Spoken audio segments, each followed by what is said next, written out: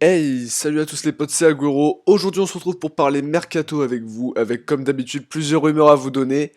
Avant de rentrer dans le vif du sujet, je voudrais déjà vous remercier d'avoir été aussi nombreux à nous rejoindre après le dernier épisode de Mercato M. On a cru comprendre que le nouveau format et le nouveau design vous plaisaient. Alors on a été très content de ça, et aussi pour ceux qui viennent de connaître la chaîne, si notre contenu vous plaît, n'hésitez pas à vous abonner avec la petite cloche de notification, et à mettre un petit pouce bleu, ça nous aide vraiment beaucoup. Et aussi à nous donner votre avis dans les commentaires sur ce qu'on a fait de bien, de pas bien, et sur les rumeurs que je vais vous donner d'ici quelques petits instants. Alors pour commencer cette vidéo, on va directement parler d'un revenant. Déjà dans le dernier épisode, on avait dit que Galatasaray voulait écourter le prêt de Kostas Mitroglou en manque de réussite en Turquie et le renvoyer à Marseille. Bon, l'attaquant a vite écarté cette idée en disant que seul le titre de champion importait et rien d'autre. Finalement, c'était très certainement une rumeur infondée, uniquement pour vendre du papier ou faire du clic. Mais toujours est-il que le grec est depuis un bon moment suivi par l'Olympiakos, club dans lequel il a fait ses débuts en pro entre 2007 et 2014, en jouant 150 matchs et en inscrivant 63 buts. Ensuite, il était retourné là-bas en prêt quand il était en galère à Fulham. L'histoire d'amour entre le grec et le mythique club de l'Olympiakos pourrait ne pas être terminée, et pour une fois, au lieu d'être une rumeur bidon, c'est confirmé par le président de l'Olympiakos lui-même, dans un entretien avec Takvim, un média turc.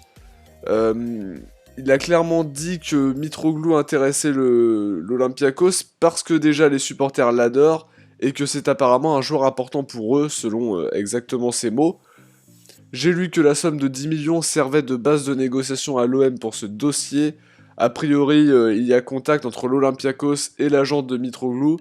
L'OM ne s'opposera évidemment pas à un départ du grec, mais faut pas oublier que Benfica va récupérer 50% de la vente comme convenu. Pour le dossier Lucas Ocampos, on est encore bien loin de l'épilogue. L'Argentin impressionne cette année par sa capacité à être décisif, que ce soit en marquant ou en donnant de très bons centres et de passes D en général, et surtout par sa grinta qu'on connaît déjà bien. Alors on parlait d'une prolongation, parce que s'il n'y a pas de prolongation, dans un an Ocampos est libre. On disait à un moment que l'OM voulait prolonger Ocampos, mais sans lui offrir un salaire hors norme. Apparemment, l'agent d'Ocampos essaye de le placer dans des clubs en Angleterre. Ocampos a lui exprimé son envie de rester à l'OM, il adore ce club et sa famille adore la ville de Marseille. Pourtant, Calcio Mercato croit savoir qu'Everton s'est montré intéressé par l'attaquant argentin. Actuellement à Everton, c'est Bernard le Brésilien qui joue à gauche, et qui s'est pas montré exceptionnel cette saison après plusieurs belles saisons avec le Shakhtar Donetsk. Après, pour cette rumeur, il faut se dire qu'on est en période de négociation, et ce genre de rumeur sert à créer la surenchère. Si l'OM sent que Lucas Ocampos est convoité, ils vont plus facilement lui donner ce qu'il demande en termes de salaire. Retour de la source la moins probable de tous les temps, le Disport évidemment, mais pour Mandanda, dossier très chaud de ce mercato d'été, poussé vers la sortie car moins rassurant cette saison, moins tonique, moins explosif et surtout moins décisif, et j'oubliais aussi, incapable d'arrêter un penalty. La légende marseillaise en tout cas intéresserait en Chine, pas certain que le joueur lui soit intéressé, peut-être que dans son idée à un âge avancé il faudrait peut-être terminer sa carrière ici à l'OM, ce club qui lui a permis d'avoir des titres, ce club qui lui a aussi permis d'être champion du monde avec l'équipe de France. Peut-être que c'est bien de boucler la boucle ici. Quoi qu'il en soit, l'OM devra sans doute recruter un gardien l'été prochain, voire deux, en cas de départ de Pelé et de Mandanda. Lecomte et Mendy font figure de prétendants, mais on est encore très loin du dénouement. Le mercato, de toute façon, vous savez bien qu'il va être super agité. Également, ça fait 2 saisons qu'on se plaint de nos arrières-gauches, que ce soit les vétérans Henri Bedimo ou Patrice Evra qui nous ont pas apporté grand-chose, si ce n'est de l'expérience dans le vestiaire, ou à ma vie souvent inconstant et parfois même extrêmement mauvais. Aujourd'hui, on a une news qui devrait vous faire plaisir. Selon Alfredo Pedula, un journaliste italien que je connais finalement très peu, il me semble que c'est la première fois que je le mentionne d'ailleurs dans un épisode, l'OM serait prêt à passer à l'attaque pour Nacho Monreal, latéral gauche espagnol d'Arsenal de 33 ans. Alors évidemment c'est un joueur assez connu, en fin de carrière je vous vois déjà venir avec votre OM Retraite Project, et qui aurait aussi l'avantage d'être libre en juin. Après à en croire le quotidien sport, Monreal a été placé sur la shortlist du Barça, qui cherche une doublure à Jordi Alba, c'est-à-dire une doublure qui pousse le titulaire mais qui est pas non plus super dangereux pour lui piquer sa place. Et son profil plairait au Blaugrana, l'avantage étant une recrue à moindre coût avec uniquement un salaire Après, faut pas oublier que c'est les salaires de première ligue aussi. Alors, moi, mon avis, c'est que pourquoi pas, si le salaire est raisonnable, si on arrive à l'avoir effectivement gratuit, ça peut être un vrai plus pour la saison prochaine.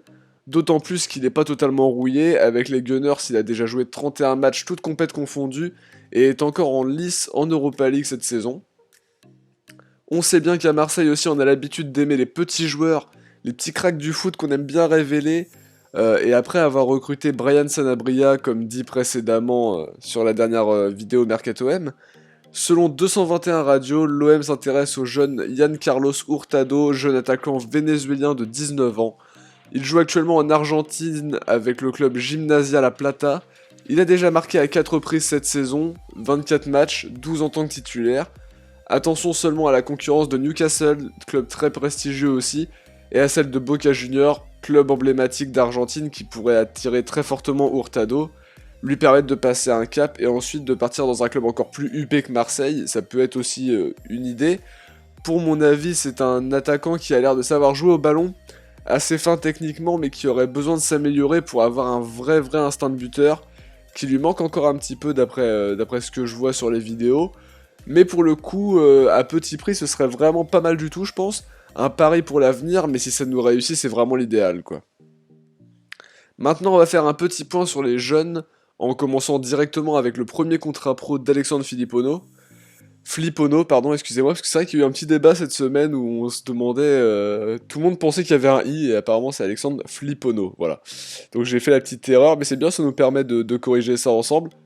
Alors régulièrement convoqué avec les pros pendant la prépa estivale et dans le groupe pour les matchs qui comptaient pour du beurre en Europa League, considéré comme l'un des plus prometteurs du centre de formation et l'un des plus réguliers et précieux de l'équipe, ce sera un vrai plus dans les années à venir, milieu défensif pur avec un bon leadership, il aura sa carte à jouer, et aura sans doute beaucoup de choses à apprendre de Gustavo ou de Strootman. Pour Isaac Liadji, on n'a pas beaucoup de nouvelles, je pourrais pas vraiment vous dire où ça en est, mais je pense que les négociations vont être un petit peu longues, à l'image un peu d'un Bouba Kamara, tellement le joueur est convoité, et c'est justement le fait qu'il soit convoité qui met beaucoup la pression sur l'OM. En revanche, on parle aussi de Marley Ake, attaquant de 18 ans de la réserve, auteur de 6 buts cette saison. L'OM devra s'y prendre vite parce que lui aussi attire les convoitises, notamment à l'étranger. Pour Flo Chabrol qui avait signé pro l'an dernier, son avenir est un peu particulier. Il a été utilisé par Garcia en pré-saison, parfois convoqué dans le groupe quand il y a des absences. Il a joué contre Francfort cette année et est en fin de contrat au 30 juin. Une prolongation paraît imminente mais rien n'est encore fait. Pour autant, la Provence semble optimiste, mais pour le cas de Sacha Marazovic, recrue de Zubizarreta il y a 3 ans maintenant, il n'y aura visiblement pas de prolongation pour un joueur qui n'a pas su montrer l'étendue de son potentiel pleinement. On l'a pas vu en équipe pro par exemple, il n'a jamais paru vraiment un membre de l'effectif pro en devenir si vous voulez, j'ai l'impression que c'est un joueur de la réserve et uniquement un joueur pour la réserve. Donc je sais pas trop encore, mais en tout cas je vous tiendrai au jus sur le dossier Marazovic. Également nouveau prétendant pour Rudy Garcia, le FC Séville qui a viré Pablo Machine de ses fonctions, aura besoin d'un nouvel entraîneur principal à la fin de la saison. Dans la shortlist, Garcia est présent, à l'époque le FC Séville avait déjà voulu le faire signer, avant de choisir finalement celui qu'on appelait à l'époque le nouveau Bielsa, Sampaoli, qui est surtout connu maintenant pour avoir eu des difficultés avec les cadres de la sélection argentine à la Coupe du Monde. Ce sera alors d'actualité pour Garcia à Séville. De plus, j'ai lu sur Twitter aujourd'hui, alors info ou intox évidemment, hein, là je suis pas en train de vous dire que c'est une info à croire sur parole, Garcia ne serait pas conservé visiblement, et que des clubs seraient prêts à faire des offres, donc pas de licenciement a priori, mais un rachat du contrat de l'entraîneur, ce qui réglerait finalement beaucoup de soucis liés à l'indemnité de licenciement. Affaire à suivre. En tout cas, Garcia, une chose est sûre, c'est qu'il sera l'entraîneur face au Racing Club de Strasbourg ce vendredi et sûrement jusqu'à la fin de la saison. Alors, j'en profite pour vous dire que demain, live avant-match aux alentours de 18-19h, et également le débrief du match contre Strasbourg juste après le match avec tous les buts. Sans doute que demain matin, aux alentours de 8-9h, il y aura aussi la vidéo pronostic, analyse du match avec les points forts, les points faibles, etc., les compos probables, les cotes. Donc on verra tout ça dès demain matin. Merci à tous d'avoir visionné la vidéo. N'oubliez pas de vous abonner si c'est pas fait, de mettre un petit like et de me donner votre avis dans les commentaires. Et moi je vous dis à demain pour une journée finalement très chargée en termes de vidéos. À demain les potes, ciao tout le monde.